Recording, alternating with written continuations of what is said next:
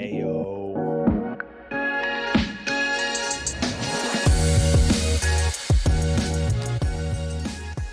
Yo, dude, it's been so long. It's been so long. Many weeks.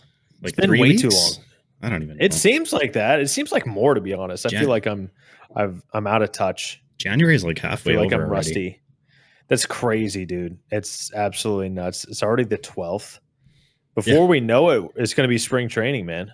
Love it. Oh, it's amazing. You know what I get to do in like 2.5 weeks? February 2nd, I'm doing a big drive. I'm going back to my hometown of Saskatoon, Saskatchewan. So shout out to anybody who knows where that is. If you're in the US, you probably have no idea.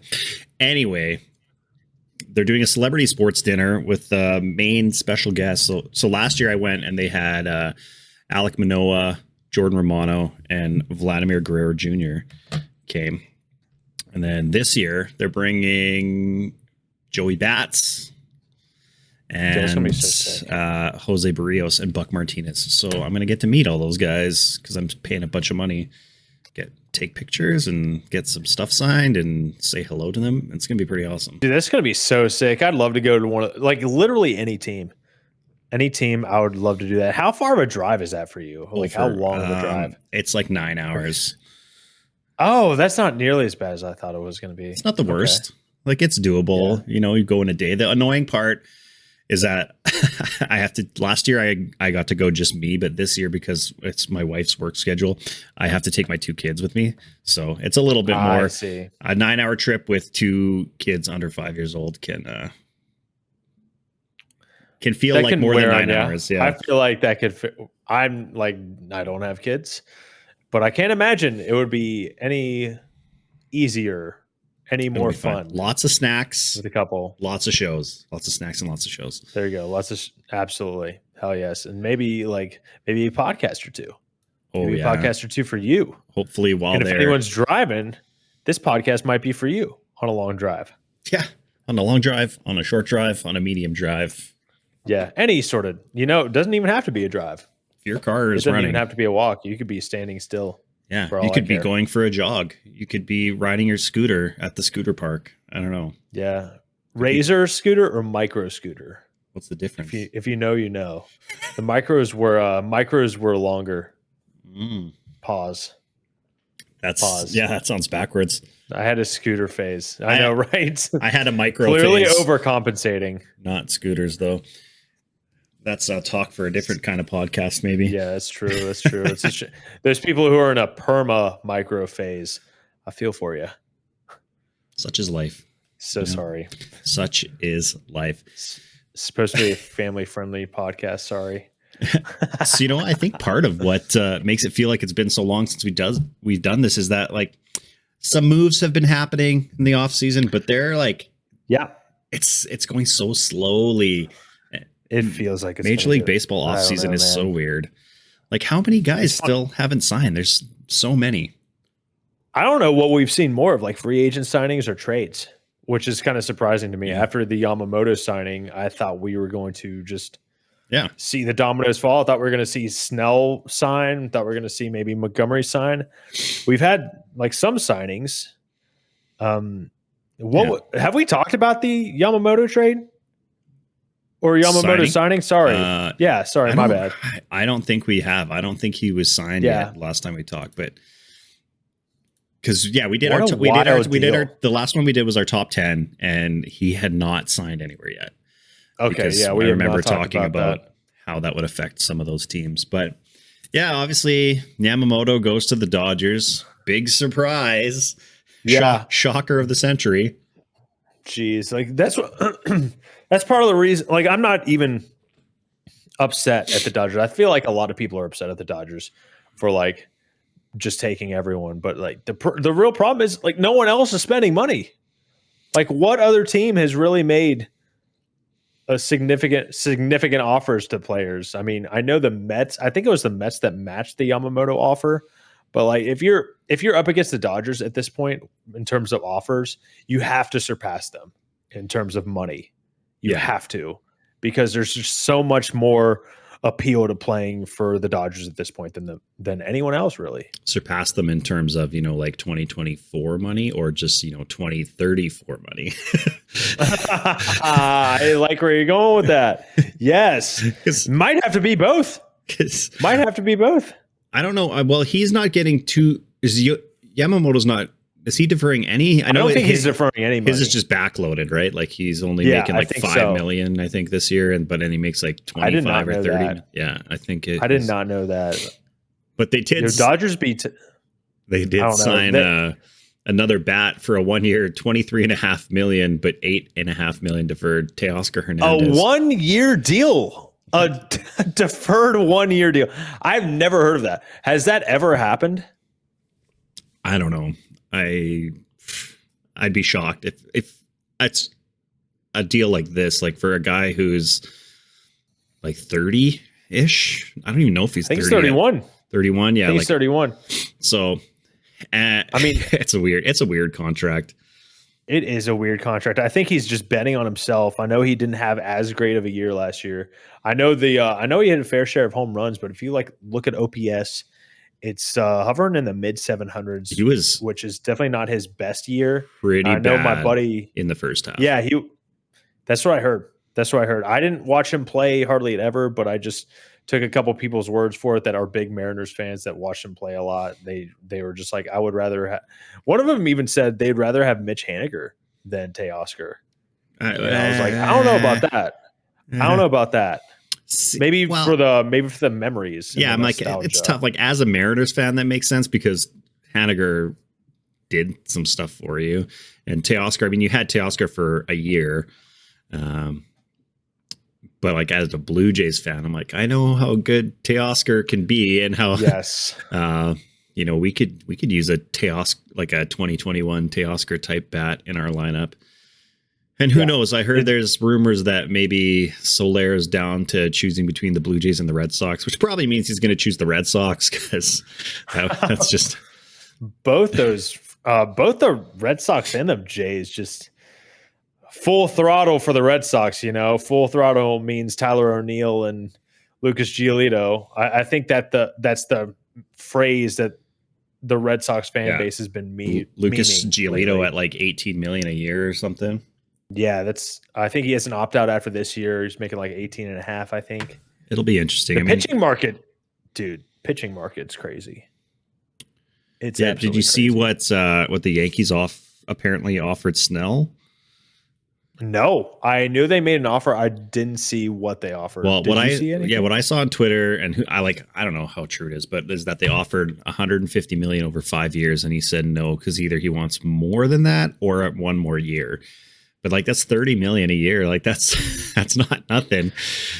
Nope, that's a big paycheck. I feel like a 5-year deal with that type of AAV is kind of worth it though.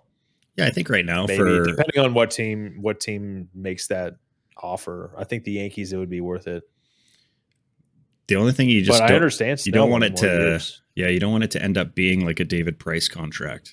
Which in like true. Eventually you're just like trying to, trading it away with Mookie Betts just to get rid of it. Yeah. You gotta, Snell is 31, I think. Is he 30, 31? I think he's something like 30 that, or a little bit. You gotta, if you make a deal like that, you gotta bank on him having swing, especially with Snell. You gotta bank on him having swing and miss stuff for at least in the window you're trying to compete in. Yeah, he's 30. So if their window's like 3 more years, he has to have swing and miss stuff. Because he's still going to walk a lot of people. Yeah, just turned 31, so we'll see. We'll see. All I know is that everything is making Kevin Gossman's contract look amazing right now. Like he's only getting like 22 million a year, I think. That's insane. So good job. That's insane. Good job, Same Ross thing Atkins. with Charlie Morton. Everybody's saying like 20 mil was too much for Charlie Morton, but I know he's 40, and I don't know how good he's going to be next year. Obviously, age is going to play a factor, but the last couple of seasons, I would absolutely pay $20 million for Charlie Morton starting. I'm sure he'll be how fine. The market's been lately. Yeah, he'll be all right if he can give you 140 innings with a high 3 ERA, get some strikeouts, eat some innings. I'm down. Eat some innings while all the bats eat baseballs. But you guys Yes, did. sir. You guys did get a new pitcher. Yes, we did. And we lost Vaughn Grisham, but I feel like it's all right. I feel like it was kind of like a win-win. Like it's 100% agreed. Vaughn Grisham, 100. Like he's still kind of he's very good with the bat. He had a hell of a year in AAA. He even went off with the bat a little bit last year for the Braves, but man, I saw him play shortstop and it's not good. He did not. He just wasn't going to be a part of the future with the Braves at shortstop. And, we got Ozzie at second base. Now we have Kalnick in left field. So there's not really a spot for him. So this is a win-win. We needed some starting pitching depth. And Chris Sale, although he's had injury issues, when he is on the mound, he is still very good. And in my opinion, this isn't necessarily about the regular season. You want Sale for the playoffs. The Braves are built to make it to the playoffs, and you need Chris Sale healthy is a hell of a weapon for the playoffs. Yeah, hopefully he can stay healthy. I mean, basically he's pitched a full season in the last 3 years. Yes. He's made about 31 starts over the last 3 years and decent, mid-3s ERA over those 3 years. So yep. Definitely still serviceable. If he can give you 25 starts, I think you're pretty happy with this for the next couple of years. Same here. And they gave him that 1-year extension too with an option for 2026. So they must like what they see and really believe in him. Plus the Red Sox sent $17 million along with Chris Sale. So it's like the Braves are paying him $11 million a year. Hey, that's not bad. That's not bad. Not bad. The Braves also made another big extension today to their GM. Alex Anthopoulos gets what he's extended for another 5 years, or I don't know how long it was. I think I saw till 2031. I commented down below on Twitter. I said, "Bro just really extended himself." For real. Yeah, I know that's not how that works, but I thought it was hilarious. But dude, I'm so stoked. He's been so good. He's just, I don't know how he does it. Every trade he makes, no one's known about it. No one saw the Kalnick trade coming. No one saw the Chris Sale trade coming. I was I was blown away. Or those other 6 little micro trades that he just made where he's just we're going to trade for Max Stassi and then just trade him away and just totally random moves. But it's so bizarre. So bizarre. It was hilarious. And then just, who else? David Fletcher. I think he's still on the Braves, actually. I don't think he's. Yeah, he got sent down, though, I think. He's. Okay. I think he cleared waivers or whatever and got outrighted. Yeah, and then they had Matt Carpenter for a day and then just kind of let him go into the wind. Yep. It's just random. That was interesting. It's been so random. It's been such a weird offseason for them. It's been weird for everybody. What else? Well, I mean, you could talk about the Blue Jays. I mean, bringing back Kevin Kiermaier, I'm really happy about that. I mean, another year, Gold Glove defense. I mean, at the plate, he was decent last year. He was on pace to have a career year at the plate, I think. He was doing really well. I mean, he had a little bit of injuries at one point, and he wasn't playing necessarily every day because they usually didn't want to have him and Varsho both in the lineup, especially against lefties. That makes sense. Since they're both left-handed hitters, but yeah, he's coming back, and I mean, he was instant fan favorite. Everybody just loved him last year. Isaiah Kiner Falefa, on the other hand, I don't. IKF. I'm just kind of okay. I don't know. I don't know how I feel about it. I think if he's your everyday third baseman, you got to not feel so great about it, or I at least wouldn't. I don't know, man. I know he kind of did decent. I mean, he's a decent player. He's had some stretches at the plate where he's all right. He kind of seemed to fill in a little bit when Judge was injured, but yeah, I don't know. Yes. But again, we had Matt Chapman last year, who was the best hitter in the world for a month and then the worst hitter in the world for the rest of the year. So crazy, man. I don't know. Is this we'll just get a bad hitter for the entire year, I guess. Matt Chapman really made me believe in my fantasy baseball team. And then it just all went away. It's so weird. You just think Just all went away. like he would still have, a couple good stretches.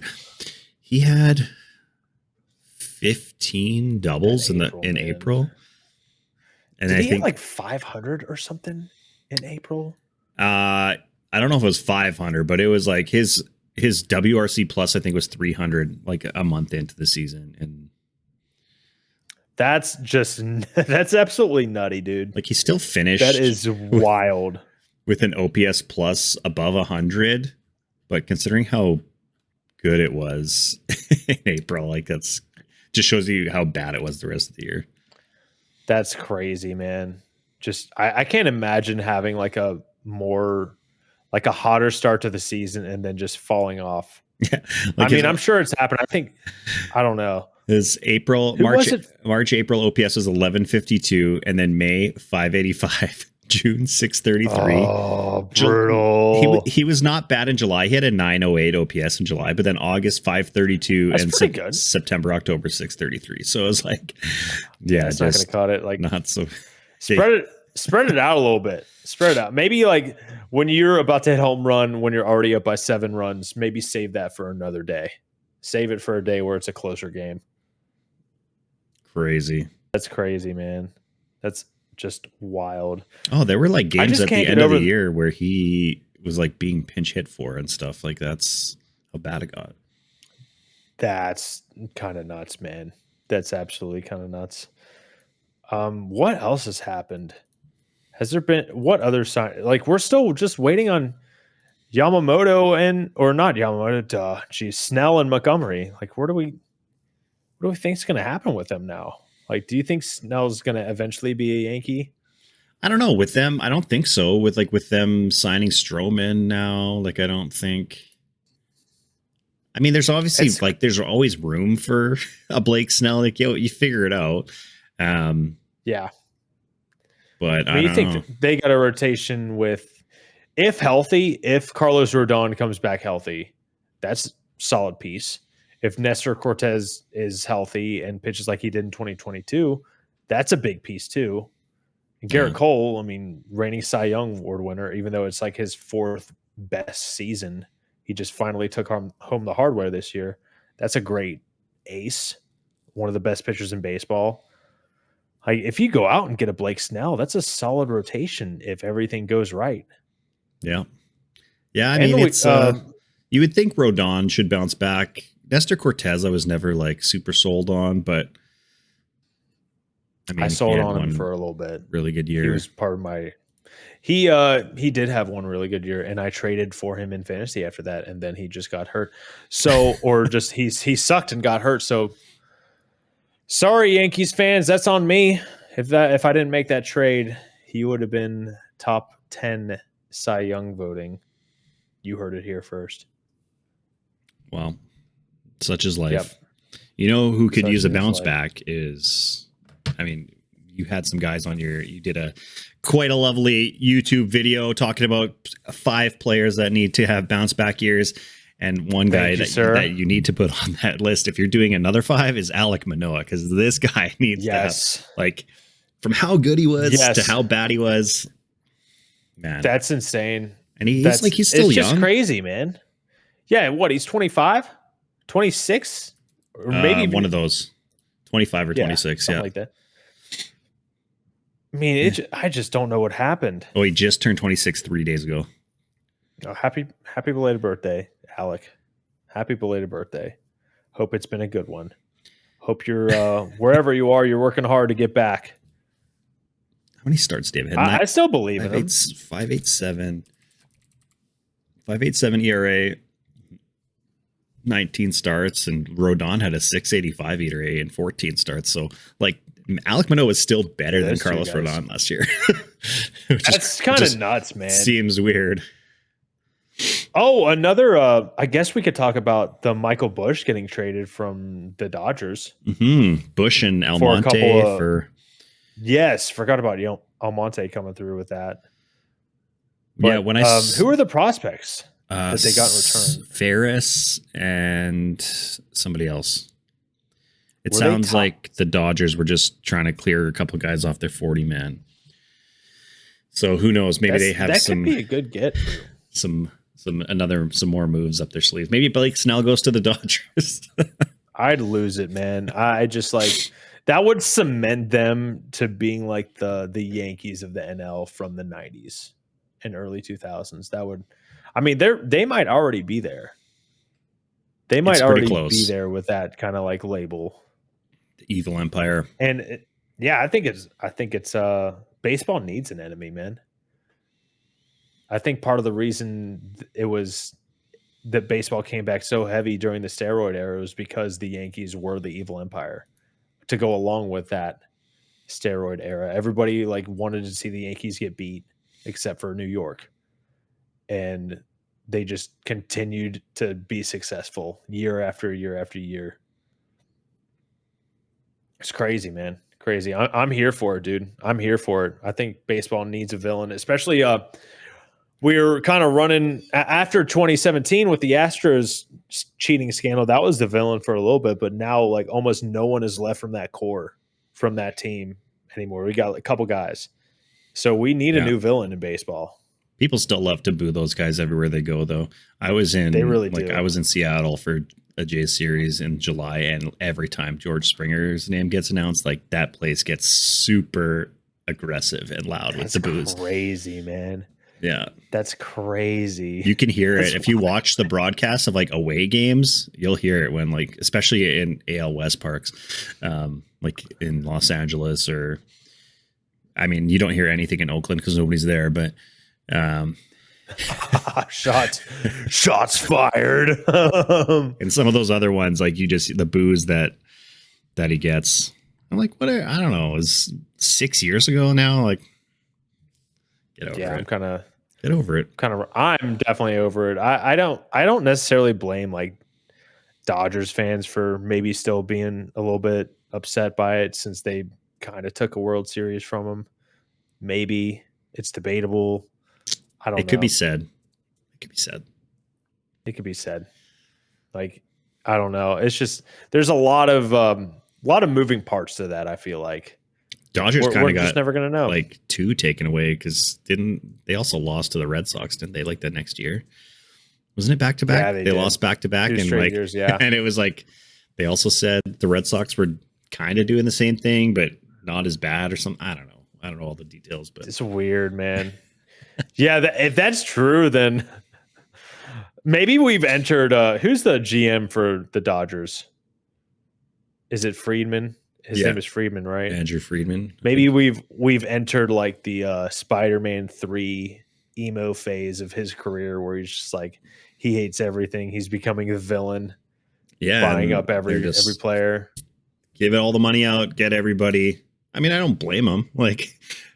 It's kind of what I don't either. Everybody should want their team to do. Like I wanted the Blue Jays to go get Juan Soto and Shohei Ohtani and like Yamamoto. Like, of course, you do whatever it takes. Yeah, I'm not going to say no to that.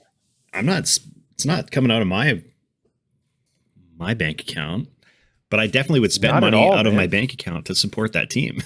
Like, I would. I'd like give me a Cash App number. I'm down. Give me a Venmo. I'll help support the cause. I'm all for it. I said the same thing. I would love for the Braves to do this. Absolutely. If the Braves were doing this, I'd be laughing. I'd be laughing so hard. Their team's so good though. Like the Braves aren't bad. They're good. They're not great. That every other team is bad. That doesn't mean Yeah. I was actually kind of nervous if the Braves signed Shohei. Because the Braves are already stacked. They're already a great team. And then the pressure would even be higher if they got Shohei. And that's why, I don't know if I wanted the Braves to have the best regular season record because that just puts kind of the pressure in their end. Yeah. I'm just like, well, I'm not even looking forward to watching the playoffs games because, the feeling of needing to win outweighed I want this team to win, if that makes sense. Yeah. I understand that for sure. I mean, I think the pressure's off basically everybody except for the Dodgers this year. Like who's really feeling that much pressure? Like it's just, if the Dodgers don't do it, like it doesn't really matter who else wins the World Series if the Dodgers don't. Like people are just gonna be like, all that money got you nowhere. I know, right? See, did you see? Oh, I gotta bring it up. Do you see MLB like posted their next 10 World Series predictions? We should talk about those. I did see that. Actually. There's some. All I remember is saying 2033 looks just insane. So Like, I just don't see a world where that's going to happen. Like, who decided this? Like Chat GPT or like MLB GBT? 2024. This coming season they picked your Braves over the Orioles. That's kind of wild. There's no way the Orioles are making the World Series this year. No way. Their pitching has You not think gotten better. They regress heavily. I don't know about heavily, but definitely regress. Like, they obviously have a bunch of young studs, but the scary part with young studs is like they do tend to have a little bit of regression. The league figures them out, like a guy like Gunnar. You know, I don't know if Jackson Holiday is going to be in the bigs this year or not. Yeah. You know, Jordan Westberg was like, okay. Adley's great. Like, you still have like what, Cedric Mullins and Santander and stuff, but like their pitch, have they made any moves this year? Like this offseason? Not really. No, I don't think so. Felix Bautista's out for the year, I'm pretty sure, or most of the year. They signed Kimbrel. Oh, yeah. That's who they got to replace. Doesn't scare me. Kimbrel's okay, but I mean, he's not Felix Bautista dominant. Not nearly at all. Like, yeah, no one, maybe when Kimbrel was like 25, 26 years old, maybe be scared of Kimbrel. Not now. Not now. Yeah, I don't see the Orioles making the World Series. It would be an exciting team to watch. Like, they could, if they make some moves, like, you could kind of maybe get some Diamondback vibes. But the thing with the Diamondbacks is like they had like they had some top end starting pitching, and their lineup was just kind of more well rounded. Like, you had the young guys with like Alec Thomas and Corbin Carroll, but you still have, you know, all those vets like Longoria, Lourdes Gurriel, Ketel Marte, Christian Walker. Like, I don't know, better than the Orioles, I'd say. Yeah, I think the rotation probably definitely sets them apart. Like with Gallen and Merrill Kelly's been really good the past 2 years, and now with them having Erod, like that's a solid get for them. And maybe Brandon Pfaadt kind of builds off of what he did last year, which was not amazing, but he did have a good kind of stretch in the playoffs. Yeah, they should be. He builds upon that. I would love if they somehow took the division away from the Dodgers. That'd be amazing, that would be hilarious. I mean, if we could look at the Dodgers and be like, they're a shoo-in. They're an absolute shoo-in. But I still think we live in a world where the Dodgers don't win like 100 games and they win like 92 or something. I could see that. A lot would have to go wrong. I think a lot would have to go wrong, but there is some possibility there. Yeah, it's tough because like a lot kind of went wrong for them last year, and they still won 100 games, and their team was worse. True. Like, that's very, very true. Very true. If we look at the rest of these next 10 World Series predictions from MLB.com, like, so yeah, this year Braves over Orioles. I can see the Braves winning. The Orioles, I don't think would get there. Next year, Dodgers. Agreed. Dodgers over the Blue Jays is what they have for 2025. I saw it. What do we think? Do we think that would suck, man? But how are they booing Shohei? Are you booing Shohei? That's the real question, I feel like. I know people are going to want to. Like, I think the Dodgers come and play in Toronto in the first month of the year, and I wouldn't be surprised. I wouldn't be surprised if he gets some boos there, because it did kind of play out like he just toyed with us, and like it's hard not to feel that way. Sour taste. It's hard not to feel that way, man. I definitely don't feel like I'm as big of a Shohei Ohtani fan as I used to be. Fan of the way he plays baseball, we'll say. I love watching him play baseball, but like, I don't know. He seems like such a nice guy, but I don't feel like he was very nice to us. But it just played you like that. That's kind of wild. If the one World Series that the Dodgers win with Ohtani is against the Blue Jays, that would be, oh man, that would be so heartbreaking. I go back and forth because it would be so tough to watch, but at the same time, I want nothing more than to watch the Blue Jays play in the World Series again. Like, I haven't had that since I was like 7 years old. So And Maybe it'll be against the Braves instead. It's a win. If the Blue Jays make a World Series with Vlad and Bo on the team, I will be amazingly happy. Dude, it's gotta happen, man. He needs to step it up. I mean, his baseball savant page still looks really, really red. It's still really, really red. Not as red as it was in 2021, but no. I mean, I'm saying I think he hits 35 plus this year. Bombs. I feel like he'll have a Matt Chapman year almost. Like he won't regress to be as bad, but I think he'll come out the gates and just like be launching baseballs like nobody's business for the first month of the year, and then he'll kind of like settle. I mean, I hope he doesn't. I hope he's just amazing all year round, like solid, 300 hitter, hitting like 8 or 9 home runs a month. Like that's kind of what I want from Vlad. That would be solid, man. That'd be solid. What, eight home runs over 8 home runs a month for 6 months. That's about 48 home runs. I mean, I've seen it before. He could do it again. He can. He absolutely can. And I think he will at some point. It's just he's been in the league so long. It's just kind of mind blowing how young he is still for a lot of people. I feel like he's only 24. He is so young. Yeah, he really is. He really is. And he's going to battle right now. Arbitration battle with the Jays over like $1.5 million or something. $1.5 million difference. Yeah, the Jays filed at 18.8 or 18.5, and he asked for 19.9. So I think he just wanted to be like, I'm not asking for 20. I'm just asking for just under 20. Sort of like the 1999 price is like it's $20. Yeah. All right. It's $20. Then you go to Walmart and it's $19.97 because it's like feels like it's the rollback. Yeah. Rollback 2 cents. Yeah. Do they even have the rollback anymore? I don't know. It was such a big campaign for a long time. It really was. But dude, actually, what do we think about speaking of arbitration, Juan Soto's setting the record for arbitration with 31.5 million. Dude, people are saying like he didn't deserve that because of Shohei making 30 mil. And I'm like, you maybe have a point. Maybe I don't know. It's like tough. I think Juan Soto is absolutely worth that much money, but I don't know. It seems wrong that Shohei Ohtani doesn't have that record. I feel like, if that makes any sense. Yeah, it's weird. I mean, I don't care, but it's just an interesting storyline that I've kind of seen thrown around on Twitter. And it's only going to keep like going up. Like imagine if a Vladimir Guerrero Jr. this year does hit like 50 home runs again.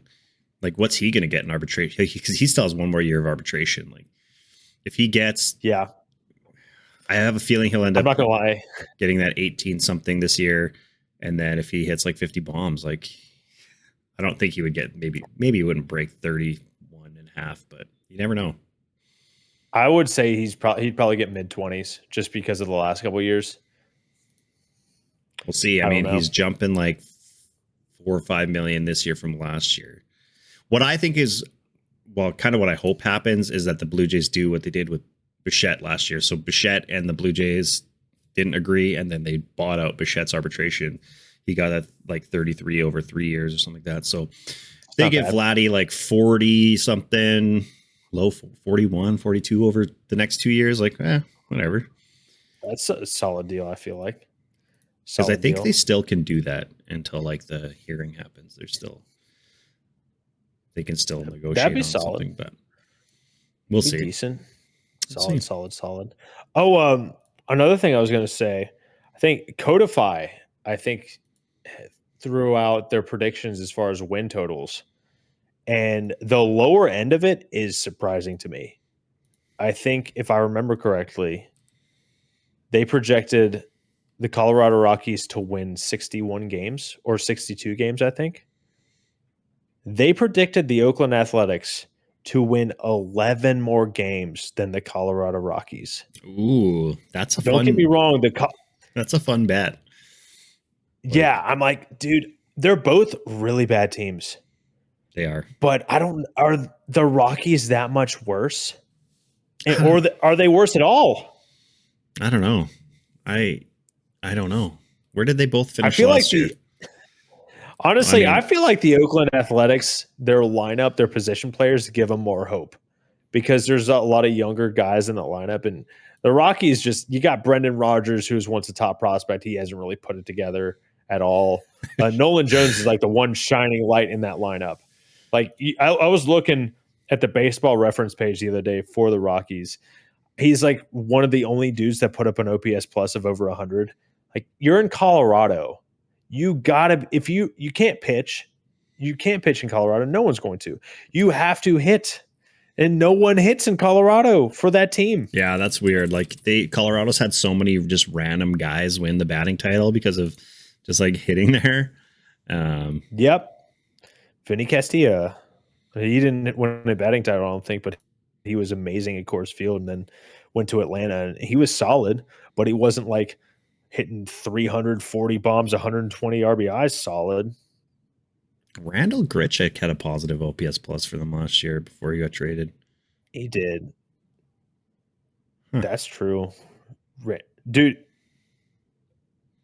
I get him. He reminds me so much of Colby Rasmus for some reason. I feel like they're so similar players, except like one's righty, one's lefty. But Colby Rasmus is a solid player, Blue Jays legend. Both started in St. Louis, played for the Blue Jays. That's true. Grichuk did play for the Blue Jays. Oh yeah, for a while. How many? 1, 2, 3, 3.5 years? 4 years? It's not bad. About the same as Rasmus. Yo, maybe next episode, maybe we should save this topic for next episode, but maybe we talk about players who we think are going to break out in 2024. I like it. Maybe. So I know soon we're going to have to do our divisional rankings if we feel like we want to do that. Like, we should, season's creeping up on us. I know it's like division previews. Yeah, it's just tough because like there's so many guys that can still go to so many teams. Like Cody Bellinger and Jorge Soler signed for the same team. Like that can change. Like if they both signed in Colorado, that changes a lot of stuff. Like yeah, obviously it does. They won't, but you know, who knows? Could you imagine Soler hitting bombs in Colorado? I would love that so much. Colorado's a train wreck, by the way. They're a train wreck of a franchise. There's like no hope. Where is the hope? Nolan Jones, he's your one guy. You need more guys than one guy. I like Nolan Jones a lot, but it's sad. Beautiful ballpark, beautiful city. Maybe Chris Bryant just like comes back and has like a really solid year. I would love for that to happen. I would absolutely love for that to happen. It needs to happen. It's crazy that he won Rookie of the Year and MVP back to back, and then just like kind of, not that he had bad years every year after that, but Javi Baez did pretty much. Javi Baez. Talk about another train wreck. Those Chicago Cubs were supposed to be good for a long time, and they weren't. No, I don't even remember who pitched for that team either. The winning team, the Chicago Cubs, when they won the World Series. I don't remember who the pitchers were. I have no idea. John Lester, Jake Arrieta, Kyle Hendricks, John Lackey. And then now it's all coming back to me a little bit. Yeah, their bullpen wasn't amazing. Like Chapman came over and he was kind of a stud for them. That's right. Yeah, he came over. He got traded from the Yankees, and the Yankees were like, "Hey, we're going to trade you, and then we're going to bring you back." How you feel about that? Yeah, it worked out. Like, sign me up, give me a ring, and I'll be back in the Bronx. That's a wild team. Just like they're supposed to not even World Series winners for a long time, but they were just supposed to be in the thick of it for a long time. Kind of nuts. I didn't even realize they made it back to the NLCS the year after. I was today years old when I knew that. They lost to the Dodgers. Well, they won 92 games in 2017, finished first in the NL Central, and then lost to the Dodgers. Not a bad season. Not a bad season. They had pretty much the same team too. With a couple more supporting, a couple less maybe supporting cast members. I don't know. I feel like the Cubs are just,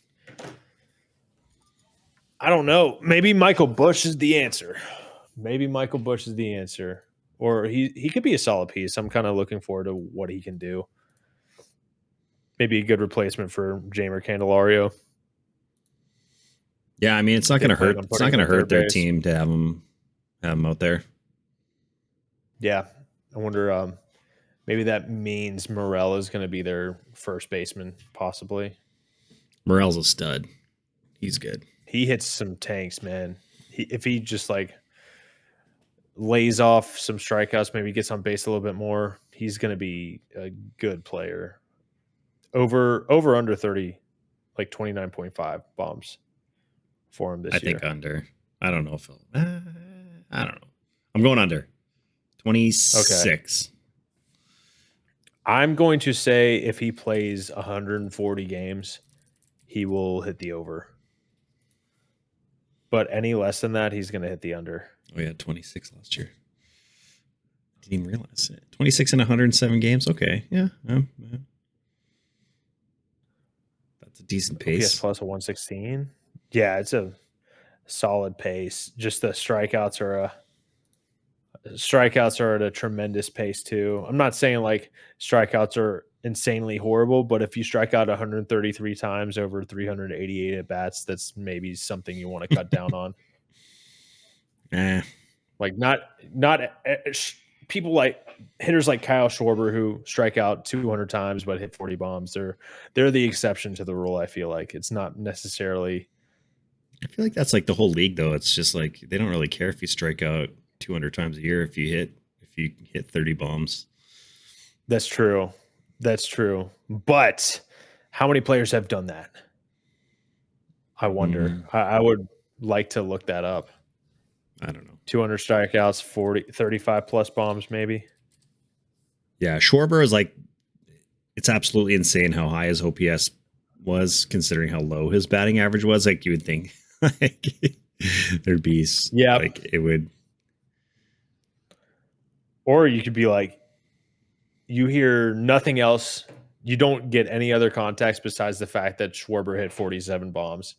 And you're like, wow, his OPS has got to be close to 950, 1,000. And then what was it? Let me see. I think it was like 830 or something. 817. 817. An okay OPS, but you feel like it would be higher if you hit 47 home. Now I'm not a Kyle Schwarber hater. I'm just like playing a little bit. I like playing a little bit of devil's advocate when it comes to things like this. Yeah. I'd take 47. 47 home runs is different than 30. I would absolutely do that. 100%. 100%. I think I heard someone talk about this the other day, but they said that Adam Dunn would be more appreciated like if he played today. Oh man. And I absolutely think so. I absolutely think so. Underrated. Yeah, man. I mean, he hit 40 home runs 5 straight years, I think. Yeah. Just a mammoth of a dude. Mammoth dude. Yeah, that's insane. Adam Dunn walked so Kyle Schwarber could run. He only struck out over 200 times once. Okay. But he led the league in strikeouts 4 times. Oh man. He also led the league in walks twice. Masterclass. That's pretty wild. I didn't realize he had such a high career number of home runs. 462. Man, he was getting close to 400. 500, I mean. Yeah. He retired at 34? That's wild. That many home runs before you're 34? Before you're 35, I mean? He was Adam done with baseball, I guess, once he was 35. You know I'm here for the puns. Thank you. He still had 22 bombs and a 752 OPS. Not bad. Serviceable. That's pretty good. 1,300 walks for a career. Not bad. Exactly 40 home runs 4 straight years, which is hilarious. mean, that's not as impressive as Chris Davis hitting 247 4 straight years, but we'll give it to him. What happened to that guy? That's hilarious. I don't know, man. I don't know. What was? Let's see here. He just fell off. Adam Dunn's. He just I don't think he was doing terrible when whoever it was released him, but I just don't know if he was good enough to warrant being picked up from another team. He was only okay. It was 2021. Had a total of 102 ABs, hit 206, 3 home runs, OPS of 635. And the 2 years prior, he had OPS below 700. Granted, 2020 was a COVID season. Nope, not great, man. Hit 48 bombs and then just 42, 43, 48, and then just me. Like, nope. Didn't even get to the point where he was going to be a big free agent, I don't think. No, I don't know. I don't think he was ever in that kind of a conversation. Nah. If he kept hitting those 40 bombs, possibly, but another guy struck out a lot. I'm not saying it's a horrible thing. Well, I mean, when it comes down to him getting in the hall, somebody getting in the Hall of Fame. True. I feel like. Wonder. True. If you strike out a lot but do other things, I'm cool with it. Unless it's performance enhancing drugs is the other things that you do. I don't know. Bring it back. Just let everyone take everything. Bring it back. I wonder if it'd be interesting to see the league though if that happened. It would be so interesting, I feel like. I'd just bring back the juice balls. Yeah, that's true. That'd be almost better. You want Vladdy to hit 50 home runs. Judge will hit like 75. Just juice the balls. Yep, juice the balls. Oh man, they're juicing them in Dodgers Stadium for sure this year. Oh, dude, I didn't even think about that. Otani's going to hit not even think 50 about that. bombs with like 40 of them coming at home. That's going to be hilarious. I didn't even think about that, man. It's good for baseball.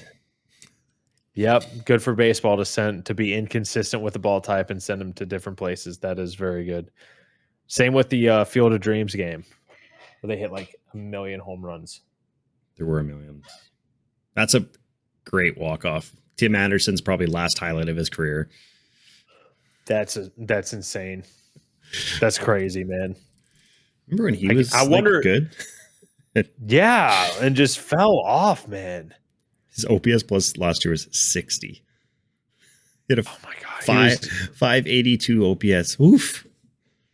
You know who had a better OPS plus than Tim Anderson? Javi Baez. There you go. Javi Baez is getting $20 million a year. 62. It's crazy, man. That is just, I feel bad for Tigers fans, but also I feel good for Tigers fans because I think that team can surprise some people this year.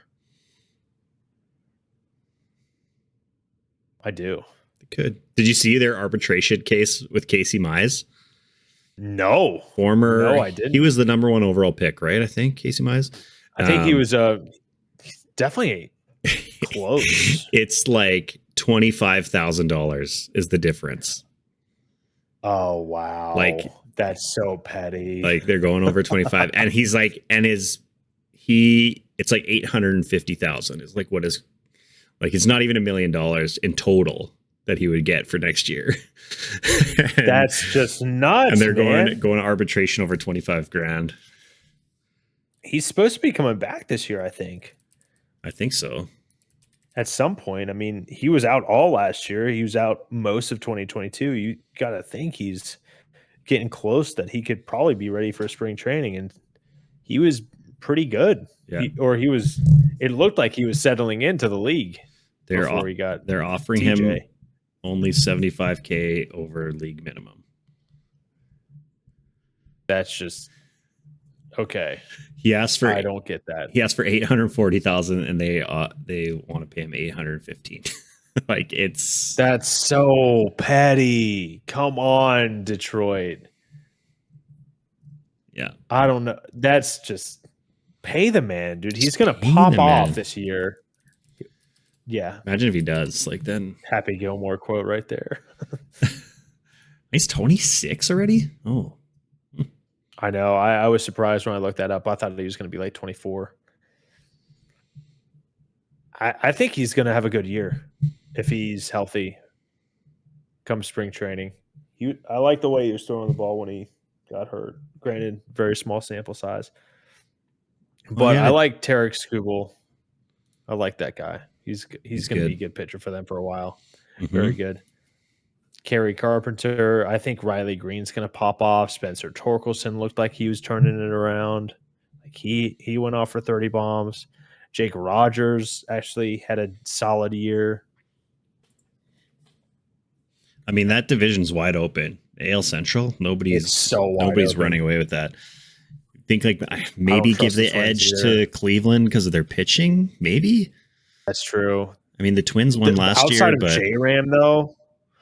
Outside of J-Ram, that lineup, I mean, I guess you got Josh Naylor and Bo Naylor in there too.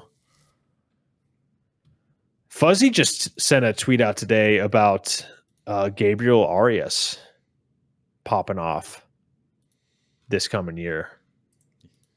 I think that's how you pronounce his name. Supposed to be he was a pretty highly touted prospect, I think. Yeah, he's a young guy, 22.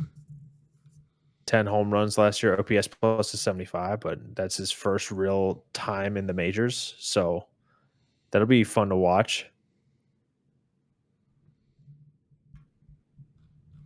Who knows? I mean, like he should get to play because like you get to play. Yeah. So yeah, absolutely. And you get to play, dude. It's great. Your crappy interdivision teams a bunch. So yeah. That's wild.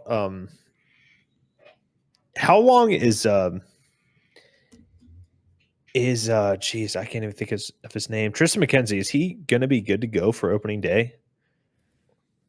That's a great question. I don't he didn't have Tommy John, did he? I don't know. I wish there was an injury section in Baseball Reference. Back strain. I really, really do. No, that's 2019. Yeah, I don't know. Who knows?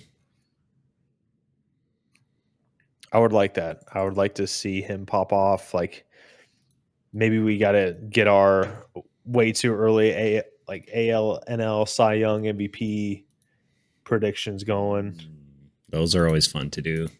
Those are very fun. Very fun. Award predictions and division winners, World Series champions. Yes. We're gonna map out the whole season and the playoffs just so you all don't even have to watch. The script is here. We have the script. That's right. We have the script. We're gonna leak it. We've written the script. Yeah. It's gonna go exactly. MLB is. I used to always do that. I would like a month before the season or when spring training would start, I would just like write it down like AL MVP, Cy Young, Rookie of the Year, blah blah blah, fill it out, and I would just send it to my one friend. At the end of the year, I would just like go look back. I was like, oh, I was way wrong on everything. That's hilarious, man. I've never done that before, but I'm looking forward to doing that now. We're gonna do it. Very much so. We'll do it. Hell yes, I'm down. We'll have to revisit at the end of the year too. I mean, that goes without saying. Absolutely. What fun is making a prediction if you don't see how it plays out? Yeah, right. We're just gonna throw these out there and then just never talk about them again. Yeah, never rub it in anyone's face if we were right and they were wrong. Just never. We're so far above that. We'll just be so wrong. It's so hard to predict these things. You never know. You just never know what's going to happen. That's why I don't like. The Dodgers are obviously favorites, I'm sure, as far as like the odds makers are concerned, but I would never like make a bet now that anybody's. I mean, unless no. If anything, this is the time when you make a bet on like super big underdogs with really, really crazy odds.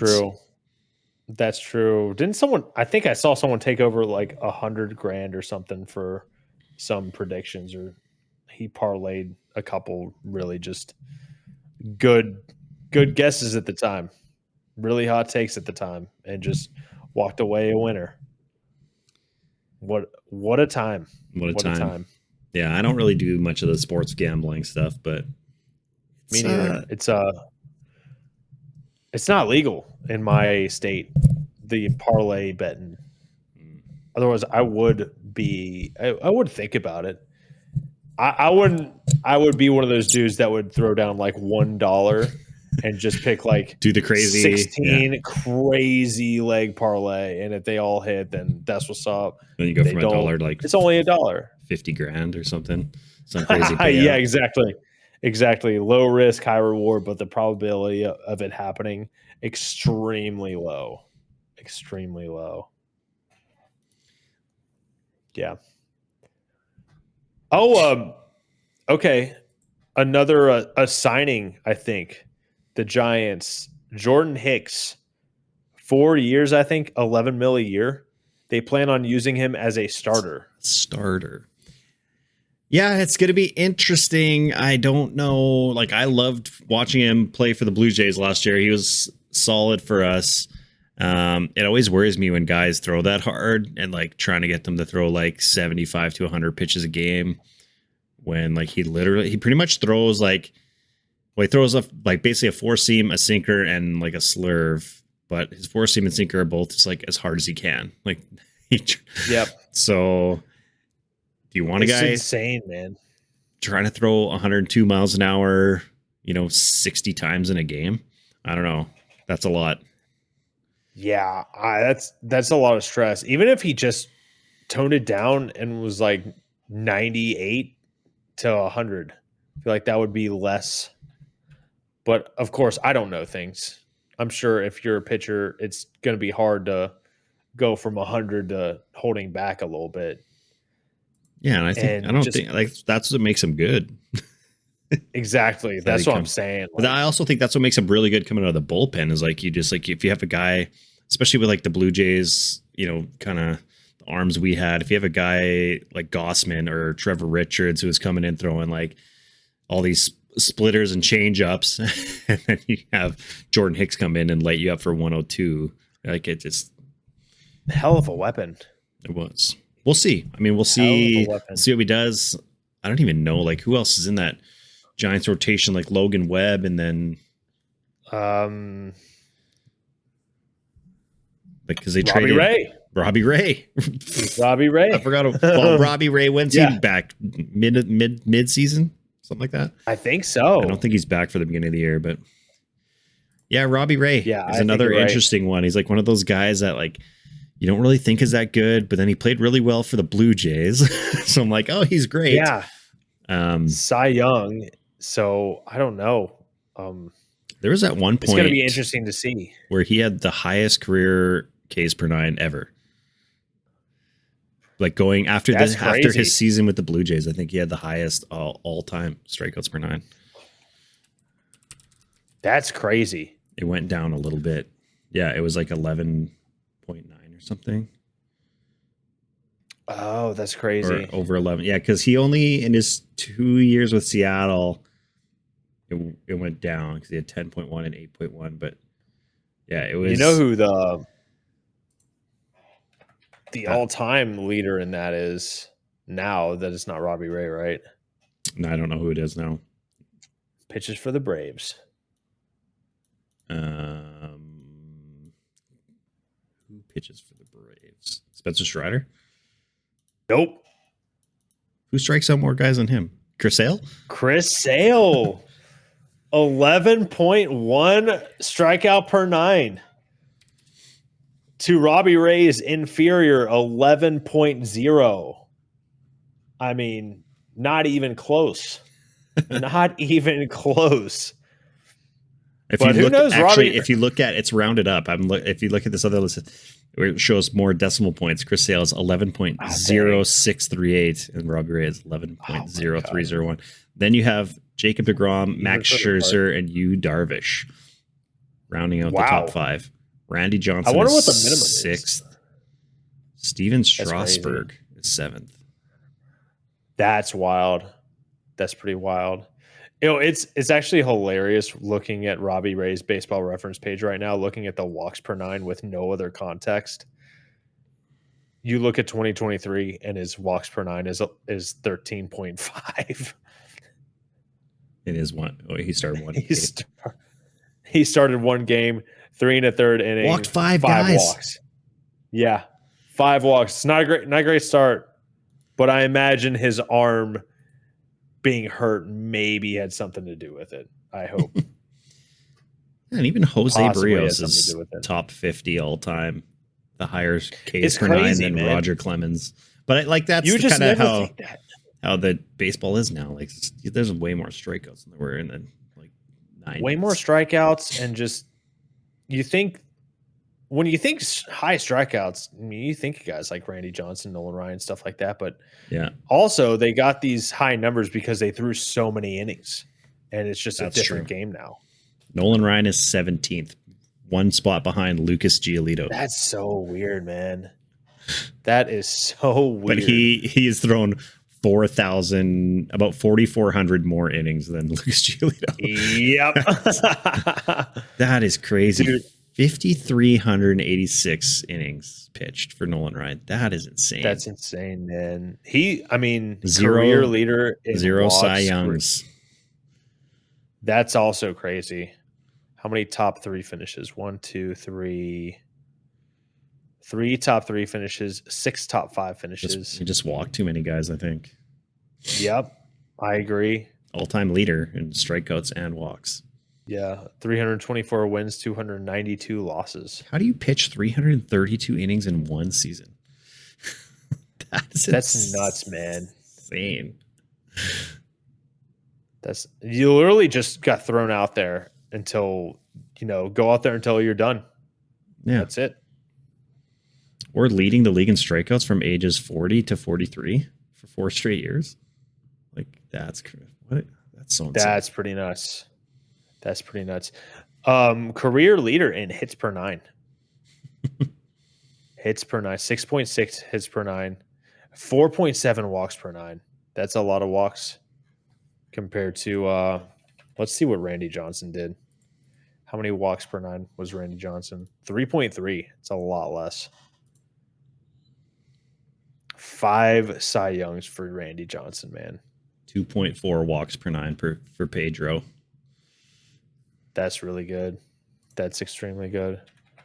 10 strikeouts. Let's go look at Greg Maddux, 1.8 walks per 9. I thought it was going to be lower, if I'm going to be honest, to go along with that dominating strikeouts per 9 of 6.1. But just a wizard, man. Just a wizard. Pinpoint magician. Absolute pinpoint magician. It's also weird to look at all these pitchers' FIPS. I don't know how they calculate that from back in the day. I don't know what they use or what the formula is. But that's why I'm not a scientist or a mathematician. Yeah, it looks like I feel like 13 times home runs divided by 3 times your walks and hit batters, subtracted double your strikeouts divided by your innings pitched, plus the league something. Dude, I don't need to take college algebra again. I don't.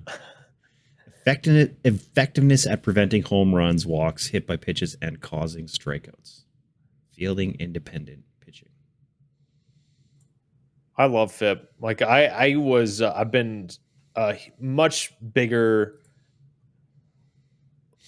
analytics advanced statistics type of dude lately. And by lately, I mean the past like couple years, last 3 years, I'd say. Yeah, that's your thing now. That's my thing. Purely advanced statistics. Batting average is worthless. I still like batting average. Just to let you all know, I'm being sarcastic. I like batting average too. Like I'm not. It's not like, obviously I understand that's not the most important thing in the world by any means, but I don't know. Like like certain guys. Like there's obviously guys that I like. A guy like Luis Arias. Like I care way more about his batting average than Jorge Soler's batting average. But yes, because you're not gonna have nine guys just come in and hit 40 bombs a year. You need guys to, hit the ball, put it in play, get on base. Absolutely. Got a guy on third base, 2 outs. Like a walk doesn't bring him in. You hit a little single over the third baseman's head. If you're Luis Arias, that gets a run in, helps you win games. Like, and he has that talent to do that, which is insane to me. Like, it's crazy. Oh, I love it. Like, I really like seeing a guy with a high batting average. It definitely still means something to me. But I mean, there's value in that. There's value in a guy hitting 220 with 40 bombs. It's just depends on what you value as a team. And what your role in the lineup is. Great stuff. Batting average matters. Make batting average great again. Make it happen.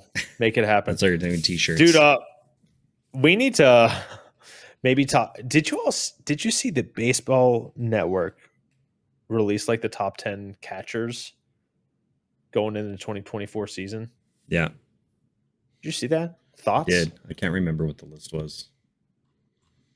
One guy stood out to me, and I just kind of nuts, man. Who was it? It was Kirk. Alejandro Kirk was number 7, I think, on the top 10 catchers list. MLB Network. That's what I'm trying to say. I love Alejandro Kirk, but going in after the year he had, there's no way.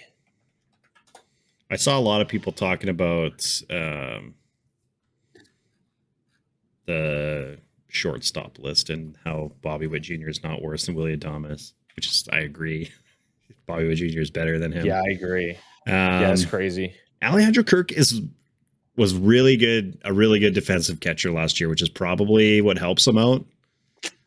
I see. Like he was a Gold Glove finalist, I think. He did. It's the problem with. I think he has like one of the best like framing. I don't know how they keep track of that kind of stuff, but I don't either. No idea. But yeah, I mean, at the plate, he was pretty bad. We'll say for most of the year. Yeah, I agree. Like his OPS plus is 93, so not like awful, but compared to being, his Silver Slugger year the year before. Yep, I agree too. Honestly, I don't think that the MLB Network's list is terrible. I think you put, as far as shortstops go, I'm looking at it right now. It's not terrible. It could be worse unless I'm blatantly missing something. Like you put Bobby Witt Jr. ahead of Adames and Correa right now, and you might have something there. Yeah. Alejandro Kirk was first in the AL in defensive runs saved as a catcher.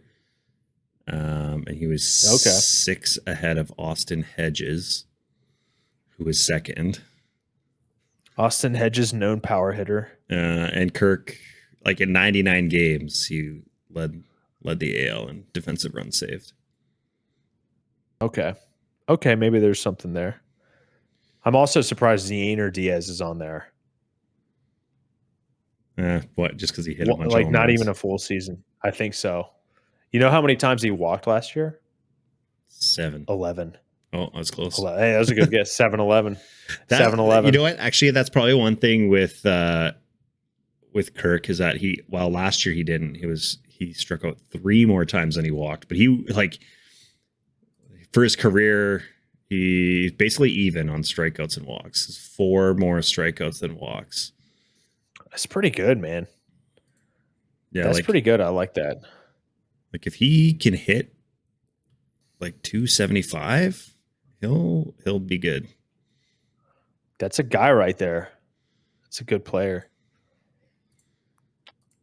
I'm interested to see what their other lists Like, are. And by the way, for those of you listening, the MLB Network's top 10 right now from 1 to 10 in order: Adley Rutschman, Will Smith, Sean Murphy, JT Realmuto, William Contreras, Wilson Contreras, Alejandro Kirk, Yainer Diaz, Cal Raleigh, and Gabriel Moreno.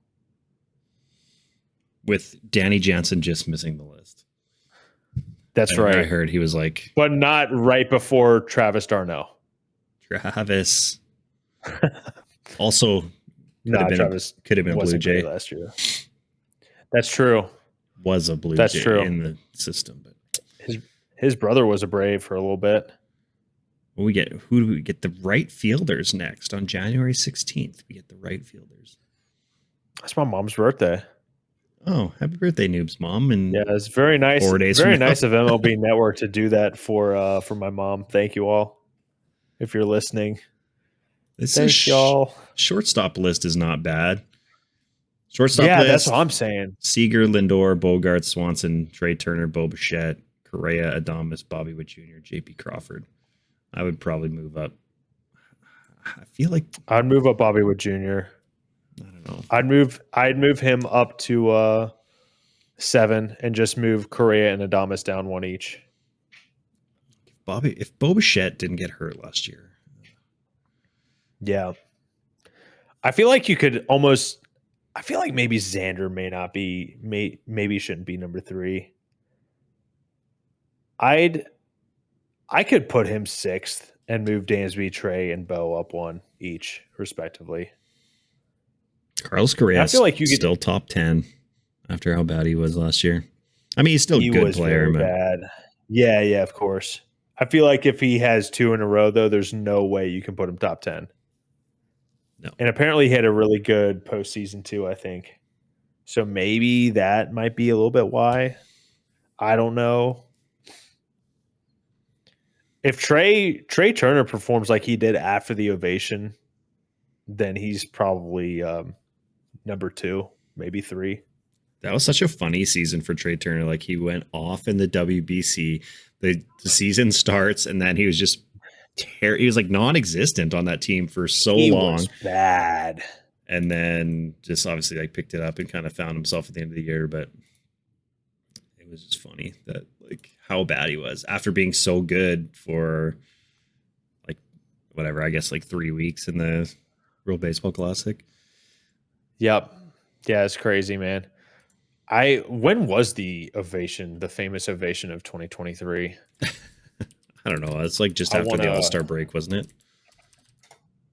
I think it was. I'm looking up his splits right now. His monthly splits.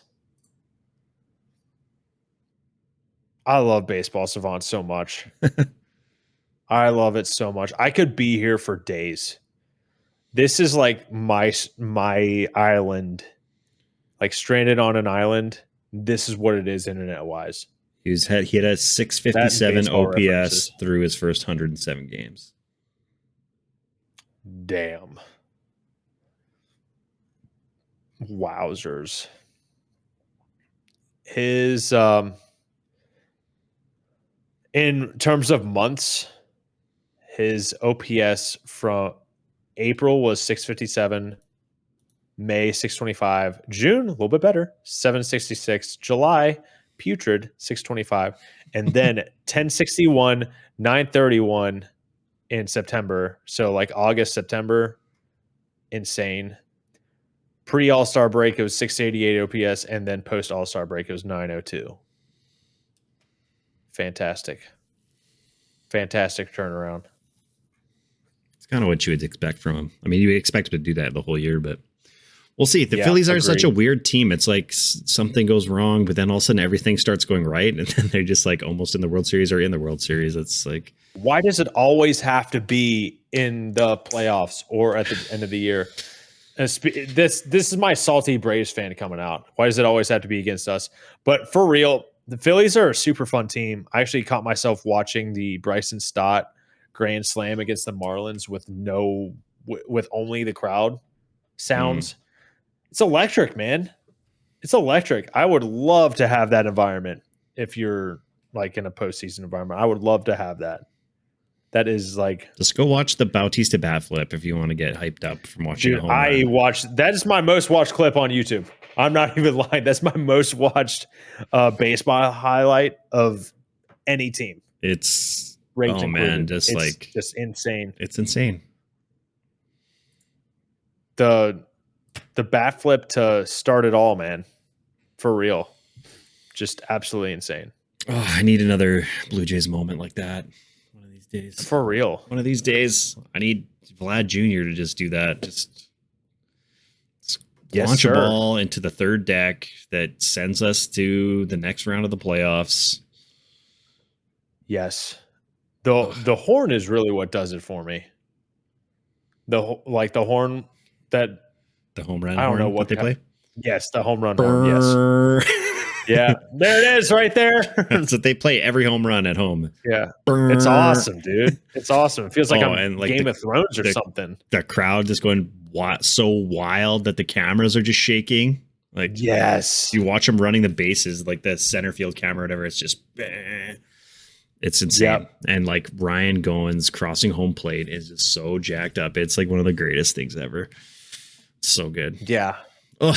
Yeah. Yeah, and I get to meet him, so I'm excited about that. Shake his hand, awesome, man. Take a picture with him, get him to sign my Bautista jersey, and yeah, it's gonna be dope. Tell him I said thank you for. I will never forget his Braves era. His like 40 games, or did he even play 40? Yes. No, he had like 4 at bats, maybe. I don't even know. I think it was like a week's worth of games. At least a home run. I think he had at least 2 home runs with you guys. I was he looking did have 2 home runs. His final home run. That was like one of the videos I was going to do. Final home run. What is on tap for the next video? I don't know. I got to figure it out. I have no idea. I have like some ideas, but I'm not sure what's going to be next yet. Dude, I'm here for whatever idea you have, man. It's going to be sick. It's going to be sick, dude. I got to witness Jose Bautista game tying home run into the section I was sitting in Seattle in 2016. It was insane. That's super cool. Mariners were up 1-0. It was like kind of a boring game, not very exciting. And then top of the 9th, Bautista comes up and just launched one off Edwin Diaz. I should send you the clip of that from that game. Jays ended up losing in 12. But it was like, oh, damn. He got some free baseball though. Got some free baseball. Free baseball, baby. That's the one thing I don't like about the Ghost Runner. Is that about Manfred ball? Ends the games too quick. Yeah. Yep. Most definitely, dude. What are some of the best home runs you've seen in person? That one's probably the best one. I mean, just because like the stakes of the game and how like we were also like fighting for a wild card spot at the time is right at the end of the season. I don't know. Like I've got to see a lot of like I got to see Vlad hit 2 this year, so that was cool. That's sick. But neither of them were like moon shots. What else? Like the when I saw that Bautista one the day before I went to the game, and like Donaldson and Edwin Encarnacion, Michael Saunders and Russell Martin all went yard in that game. So that was cool. I don't know. I miss prime Josh Donaldson, man. Oh, I miss it, dude. His swing in Oakland was so violent. It was awesome. I mean, it was still super violent in Toronto and even when he was with the Braves. But dude, I don't know what it was. It just seemed so much more violent in Oakland. All he does is hit home run. Even now, do you look at it like? Have you seen his stats from last year?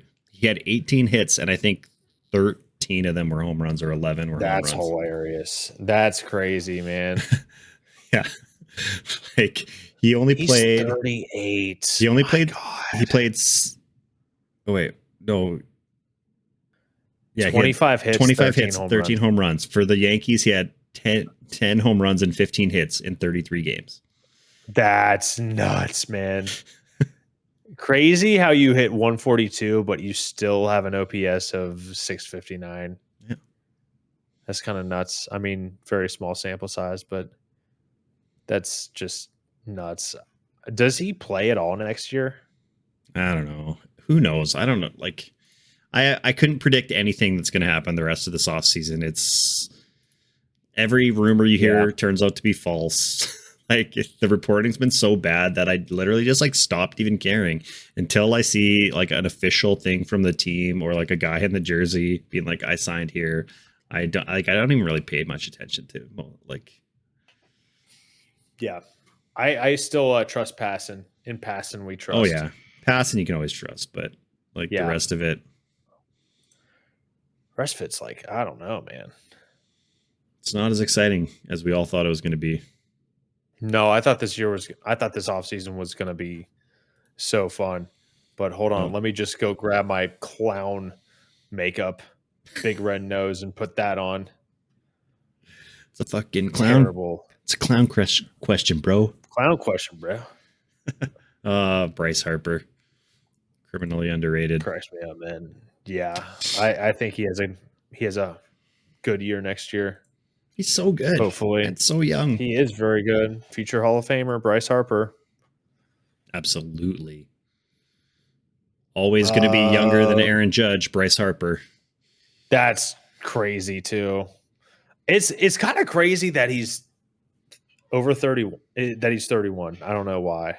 I know he's been in the league forever, but that he's only 31 or that he's already 31. That he is already 31, I guess. Well, he's played like I know that's his 12th year.